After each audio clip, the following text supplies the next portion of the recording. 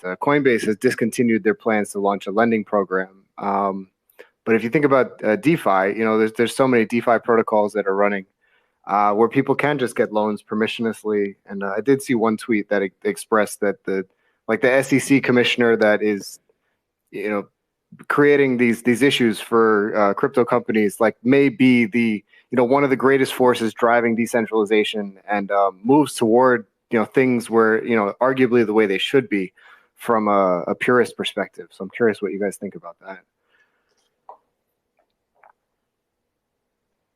I'm personally very against what the SEC has done here, and I do believe that Coinbase shut down their lending program under pressure, basically under duress from the SEC, unjustly, because the SEC, they had been working with the SEC very closely, trying to get clarity around these issues, and the SEC basically shut them down and said, we're going to sue you, without giving much guidance at all. And that's where the real problem here is that this is like really open subject around what is legal and what is not legal, and yet they're saying that they're going to sue the company for offering this product on something where there is no real guidance yet.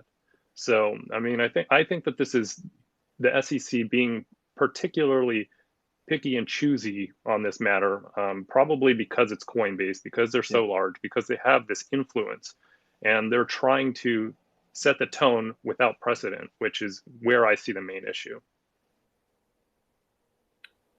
Yeah, they're trying to stifle what Coinbase is doing, but Coinbase is in some ways a bank, right?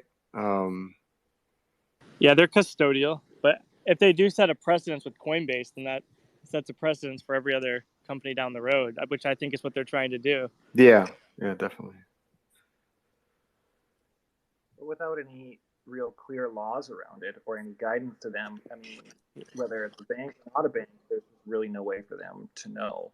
Did any of you guys see the post by Gary Gensler of the SEC? He posted on Twitter, and he was saying, oh, if you start saving $5 a week and maybe you earn 8% when you're in college, you'll have $130,000 for your retirement. So he's just suggesting that the bank's going to give you 8% and that you can retire on $130,000, the SEC. Does he take inflation into consideration, or? No, inflation is not real. We don't need to think about that. Yeah, taking this guy's advice is a good way to end up broke when you retire. It is a stark contrast. I mean, I think the regulations are always going to be one step behind the innovation, and I think that's really what we see when we see there's another one, a set of Bored Apes sells for $24.4 million in a Sotheby's auction. Of people are just creating these assets that are worth millions and billions of dollars, and that is arguably a path to wealth. And then that's a result of innovation. But then we have regulators trying to slow people down and telling college kids to save $5 a week. And I don't know. I mean, my bet is on innovation. I mean, I can understand the criticisms of the regulators, but I don't know. It just seems like the innovation is way too strong. And to me, that the trend looks clear.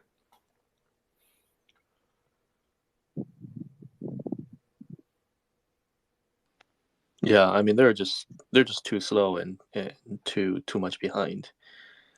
Technology innovation is already happening, like Silicon Valley innovation is already happening too fast for them. And then decentralized or blockchain innovation, that's just that's like a rocket ship. Yeah. I mean, even compared to Silicon Valley type of innovations. So yeah, I mean, in a way, I mean, I think they are scared, and they just don't know where this will take. And that's probably all they can do. And actually, actual diving into this and draft builds and all that, just that again will be just too slow. So they just open their mouth and make threats and hope that will slow things down. I did see one stat that there are more employees at Twitter than there are at the SEC. So to get an idea of what they're up against, because they have the entire world developing these things. And I don't know. I guess they're going to try to continue to keep a handle on it, but it seems like a tough effort. Yeah, I think they're realizing too that younger and younger people are investing. So maybe that's why they went after kind of the college kids with the $5 a week. Because, now, I mean, when I was in college, years ago, nobody thought about, buying into a stock or or putting their money to work. And nobody thought about that. And nowadays, I've got like 14-year-olds asking me, what's the next Dogecoin or what should I invest in?